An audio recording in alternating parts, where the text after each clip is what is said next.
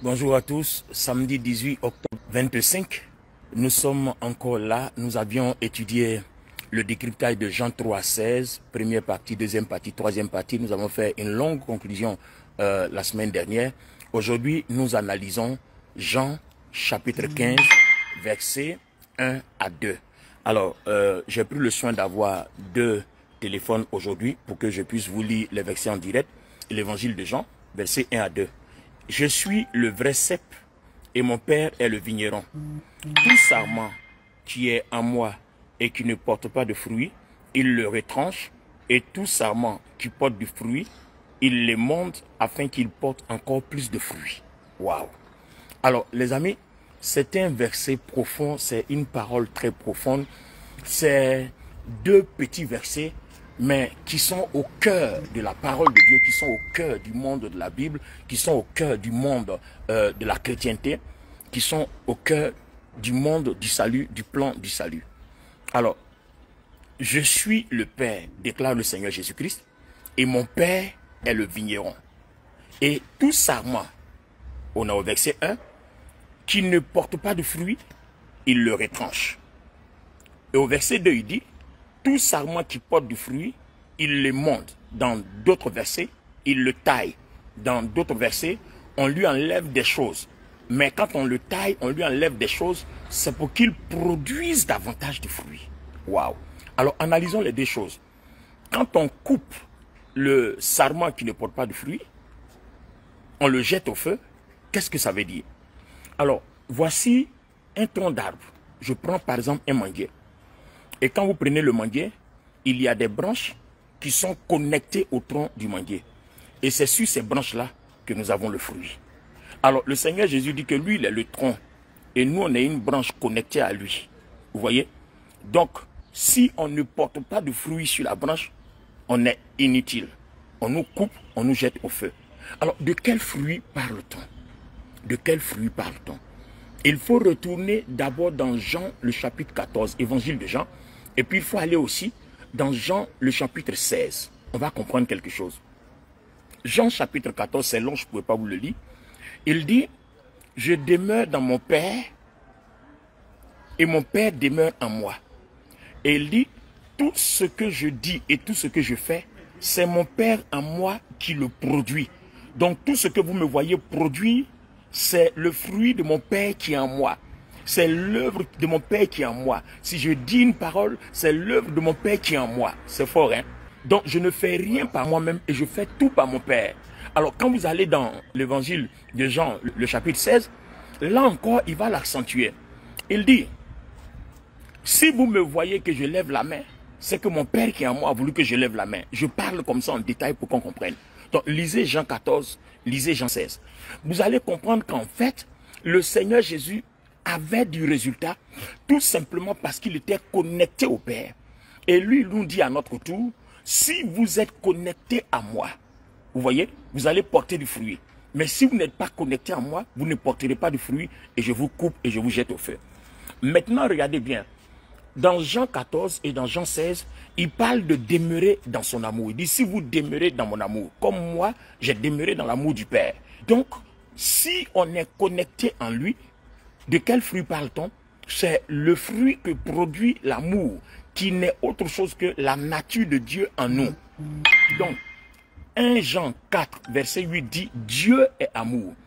Donc, si nous demeurons dans l'amour, comme lui, il a demeuré dans l'amour, alors nous porterons les fruits de l'amour, c'est-à-dire les fruits du Père. Alors, les amis, suivez-moi s'il vous plaît. Si vous demeurez en moi, que mes paroles demeurent en vous, alors demandez ce que vous voulez et cela vous sera accordé. Donc, en fait, il dit plus loin, dans Jean 15, il dit demeurez dans mon amour. Alors, aujourd'hui, je suis en train d'analyser le verset 1 et le verset 2. Donc, on réalise que toute personne sur la terre qui n'est pas connectée à Jésus-Christ, le jugement de Dieu tombera sur lui. En fait, c'est ce qu'on appelle le couper et le jeter au feu. C'est-à-dire cette personne finira l'éternité dans le feu de l'enfer. Le jugement de Dieu tombera sur lui. Mais toute personne qui est connectée au Père et qui porte du fruit, alors Dieu dit quoi? Le Seigneur Jésus dit, on les monte, on le taille. Et là, ça fait mal. Parce que les mondés, je prends l'exemple du palmier. La Bible a donné un exemple, l'exemple du palmier. Quand vous prenez le palmier en grandissant, vous voyez, les branches sèches, tout ce qui est mort tombe et le palmier évolue. Ça veut dire que même si vous êtes dans la volonté de Dieu, vous êtes dans le plan de Dieu, que vous portez du fruit, que vous faites ce que Dieu veut. Je n'ai pas encore répondu comment porter du fruit. Je reviens. Là, je suis dans une analyse. Je ne suis pas dans un décryptage cette fois-ci. Je suis dans une analyse. Donc, je peux aller ici, je peux aller là et puis je reviens pour expliquer. C'est ça l'analyse. Le décryptage, ce sont des interprétations. Nous donnons le sens véritable des choses. Mais là, ici, j'analyse pour qu'on comprenne pourquoi on coupe, on jette au feu, pourquoi on taille, on émonte. Et regardez les amis. Il dit, même si vous êtes dans la volonté de Dieu, il y a des épreuves qui peuvent vous arriver. Donc même quelqu'un qui ne vit pas dans l'impudicité, dans la fornication, dans l'adultère, qui ne fait pas d'avortement, qui n'est ni dans les loges, qui n'est ni dans l'idolâtrie, qui ne fait rien du tout, et qui est dans le plan de Dieu, qui marche selon la volonté de Dieu, cette personne peut traverser des épreuves. Et c'est le verset 2 de Jean 15 qui nous le dit. Dieu taille. De temps en temps, il va te secouer pour que les fruits morts là, qui peuvent tuer l'arbre tombent. Et plus ça tombe, ça produit de l'engrais dans les racines. Et ça permet encore au sarment de se développer. Alors, les amis, il peut arriver à un moment de votre vie que Dieu vous émonde. C'est-à-dire, il va vous séparer de certaines personnes que vous pensez aimer. Enfin, vous aimez, mais que vous pensez, vous croyez bonnes, alors que Dieu les connaît. Dieu sait que ces gens-là ne vous arrangent pas. Donc, numéro 1, Dieu peut vous retrancher de certaines personnes. Ça peut être même des gens de votre famille. Ça peut être des amitiés intimes ou de longue date. Et puis un matin, Dieu les coupe. Ça peut être dans le foyer, dans le mari. Ça peut être dans toutes les activités. Donc non seulement dans la famille, dans le foyer, au travail, professionnellement, une amitié intime, meilleure amie, en parenthèse. Vous voyez, donc Dieu peut vous séparer de tout ça. Il peut vous séparer d'argent. Il peut vous séparer d'un poste. Il peut vous séparer d'une relation importante. C'est ça, émonder. Émonder, c'est te tailler, c'est-à-dire te purifier, te purifier. Il va enlever de ta vie tout ce qui t'empêche d'avancer, c'est-à-dire tout ce qui empêche Dieu de t'utiliser, tout ce qui empêche Dieu de se servir de toi. C'est ça, émonder. Mais les amis, je vous assure que ça fait mal, parce que ça fait mal. Imaginez-vous que humainement, vous aimez quelqu'un, et puis la personne, pour une raison ou une autre, il arrive un jour, et puis vous ne comprenez pas pourquoi la personne est dressée contre vous. Et la personne commence à vous calomnier, à vous détester. La personne commence à faire des choses. Vous ne comprenez rien. Et vous êtes là. Les problèmes financiers, matériels, tout vous tombe dessus. On vous calomnie à gauche, on vous persécute à droite. Vous ne comprenez pas. Et si vous avez remarqué, à ces moments-là, quand vous priez, Dieu fait comme s'il n'entend pas. On dirait qu'il ne vous voit pas. Il ne répond même pas. Vous voyez? À ce moment précis, vous vous demandez, est-ce que j'ai péché? Qu'est-ce que j'ai fait, Seigneur? Pourquoi ça ne va pas dans ma vie? Pourquoi ça ne va pas dans mon ministère? Pourquoi professionnellement ça ne va pas? Mes affaires sont en berne, financièrement ça ne va pas. Oui, les relations, mes partenaires économiques m'ont abandonné. Tout le monde m'a tourné le dos. Les portes me sont fermées. Seigneur, à quoi? Ça veut dire que l'orientation que vous avez prise n'est pas bonne pour le Seigneur. Le Seigneur va vous enlever de là. Parce que comme vous êtes dans son plan et dans sa volonté, il faut bien qu'il vous retranche certaines choses. Donc, on ne comprend pas souvent pourquoi des gens qui sont bien, des choses leur arrivent. Mais écoutez, Job aussi a traversé la même chose. Job était pourtant intègre et droit, mais Dieu l'a émondé. Dieu a permis qu'il perde toutes ces choses-là. Il a été éprouvé. Vous voyez, il a été éprouvé et après il les a retrouvés. Il les a retrouvés 2 fois plus. Donc, dans la vie chrétienne, il y a 2 sortes de compréhension. Soit vous ne portez pas de fruits, c'est-à-dire vous vivez dans le péché, vous vivez hors de Dieu, vous vivez déconnecté de Christ, c'est-à-dire que vous n'êtes même pas chrétien. Voilà, donc c'est ce que les gens appellent généralement païens. Ou bien vous êtes chrétien, vous êtes dans l'église et vous vivez mal. Donc vous êtes déconnecté de Christ, quoi qu'étant dans l'église. À ce moment précis-là, Dieu lui-même, il se retire de vous. Mais quand vous êtes connecté, vous vivez bien, vous produisez du fruit, et puis ces choses vous arrivent, posez-vous la question, est-ce que Dieu n'est pas en train de m'émonder? Donc à partir d'aujourd'hui, essayons de changer notre mentalité. C'est pour ça que le Saint-Esprit nous aide en permettant que ces fruits, son fruit, on parle du fruit de l'esprit, il y en a 9, mais on ne dit pas les fruits, on dit le fruit, il y a sa raison, on l'expliquera plus tard, en nous aidant à porter le fruit de l'esprit dans lequel il y a la patience. Et ce sont des choses qui nous aident à comprendre la pensée du Seigneur. Donc rester connecté au Seigneur, c'est permettre que le Seigneur produise à travers nous. Vous voyez, le Seigneur produit à travers nous. Le Seigneur se révèle à nous. Le Seigneur nous guide, le Seigneur nous parle. Alors revenons, de quel fruit parle-t-on? Quand vous prenez la nature de Dieu, le psaume chapitre 89 et le verset 14 pour certaines versions, et puis pour d'autres versions, le verset 15, le trône de Dieu repose sur la justice et l'équité. Donc quand vous prenez la nature de Dieu qui est amour, cette nature-là, cet amour-là repose sur la justice et l'équité. Donc vous allez vous rendre compte que dans certains passages, je vais vous donner certains passages ici, vous allez analyser par vous-même. Prenez par exemple le psaume chapitre 7, le verset 9 et 17, le psaume chapitre 11, le verset 7, le psaume 85, verset 13, prenez également le psaume 89, verset 15, le psaume 98, verset 2, le psaume 119, verset 142, le psaume 145, verset 17, vous prenez aussi Ésaïe 45, 21, vous prenez aussi Jérémie 12, 1, vous prenez Jean 17, 25, Romains 3, 5, 25. Alors, pourquoi je dis tout ça? Vous allez comprendre qu'en fait, quand vous prenez la nature de Dieu, la nature de Dieu a pour fruit l'amour.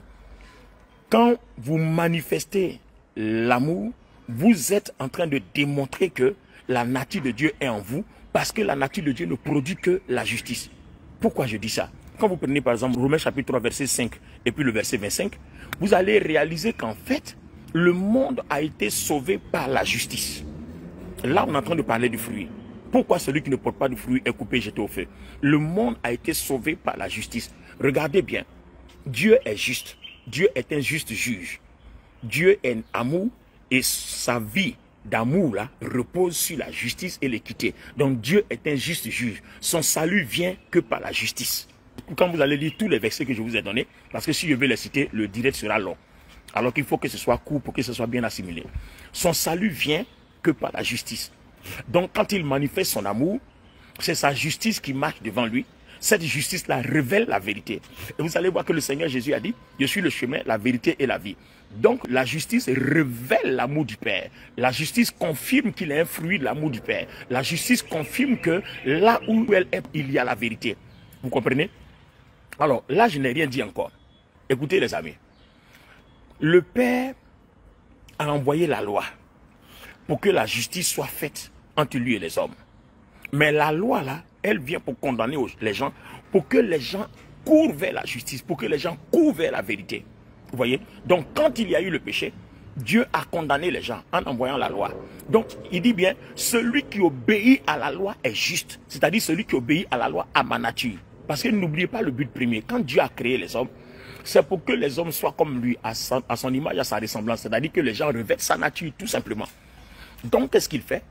Il envoie la loi après le péché pour que les hommes retournent à sa nature. C'est-à-dire dans la justice, dans la vérité, dans la sainteté.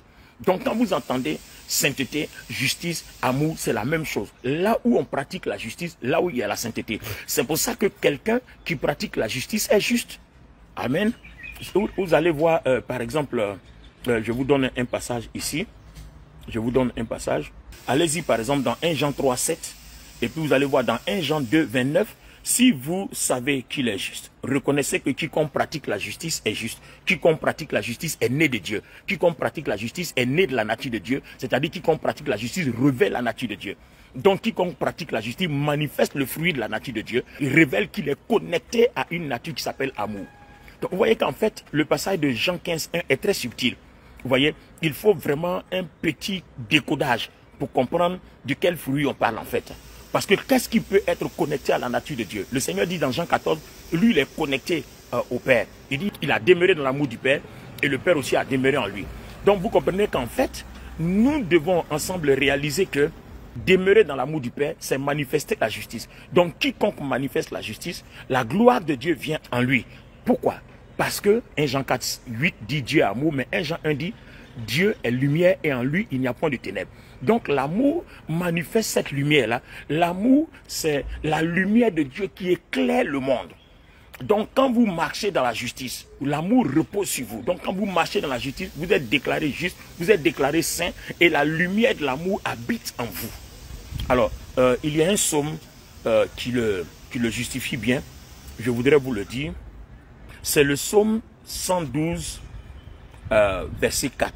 Le psaume 112, verset 4 dit « La lumière se lève dans les ténèbres pour les hommes droits. pour celui qui est miséricordieux, compatissant et juste. Waouh, c'est fort. Compatissant et juste. Et ce n'est même pas encore fini. Le psaume 97, verset 11 dit, la lumière est sémée pour les justes et la joie pour ceux dont le cœur est droit. Donc vous voyez qu'en fait, celui qui manifeste ou qui pratique la justice, il est revêtu de la lumière, de l'amour intérieurement comme extérieurement. C'est pour ça que quiconque pratique la justice est déclaré juste. C'est pour ça que quand il y avait la loi, on dit celui qui obéit à la loi est déclaré juste. Parce que la loi est juste. Quand vous prenez tous les sommes que je vous ai données, vous allez lire quelque part que la loi est juste. Mais on se rend compte que la loi, personne ne pouvait lui obéir parce que la loi est venue pour que les gens étant condamnés, tout le monde court vers le Christ. Maintenant, Romains chapitre 3, verset 5 et verset 25 disent que tous ceux qui vont donner leur vie à Christ, Dieu a donné Christ pour que sa justice soit manifestée, mais pas plus grâce. Ça veut dire quoi? Ça veut dire que la justice est un jugement. La justice juge juste. Ça veut dire quoi? Alors, écoutez les amis, quand vous allez à la justice, que le juge tranche, qu'est-ce que le juge fait? Le juge se met du côté de la vérité. Et soit, si vous n'êtes pas du côté de la vérité, on vous condamne. Alors, quand Jésus vient, c'est pour révéler que tous les hommes ont péché et sont privés de la gloire de Dieu. Et au lieu de nous condamner, Dieu permet que son jugement tombe sur son fils. Donc, il va condamner son fils dans la chair. Donc, si le jugement tombe sur le fils et que le fils est condamné dans la chair, à ce moment précis-là, quiconque maintenant s'attache au juste, donc on revient dans Jean 15, quiconque s'attache à Jésus-Christ, maintenant devient juste par pure grâce. Mais attention, Éphésiens 2:8 dit, au moyen de la foi. Donc, le jugement qui devait tomber sur moi, me condamner, te condamner, parce que nous tous on a péché, on est privé de la gloire de Dieu, va tomber sur Jésus. Donc vous voyez, regardez l'amour du Père, comment l'amour, Dieu, le Père manifeste sa justice. Il fait tomber la condamnation sur Jésus pour que nous soyons innocentés et par pure grâce. Et ça, c'est à cause de l'amour que cette grâce est manifestée. Maintenant, pour bénéficier de cette grâce, il faut la foi. Or, dans le décryptage de Jean 3,16, on a compris que la foi, c'est l'abandon total entre les mains du Seigneur. L'abandon total, c'est-à-dire la confiance aveugle que nous plaçons au Seigneur. Mais quand nous disons abandon total, ça veut dire quoi? Je vous donne un verset, on va comprendre un élément d'abandon total. Regardez par exemple, quand vous prenez Luc, le chapitre 22, à partir du verset 42. Alors, le Seigneur Jésus dit, si ça ne tenait qu'à moi, tu pouvais éloigner cette coupe. Mais attention, je ne veux toutefois pas que ma volonté soit faite, mais que ce soit ta volonté. Donc, vous voyez, s'abandonner au Seigneur, c'est accomplir sa volonté, même quand on la trouve humainement injuste. Même quand on la trouve humainement imparfaite. Même quand on pense que ce n'est pas bon pour nous. À partir du moment où c'est de Dieu, il faut la faire. En fait, c'est ça le problème.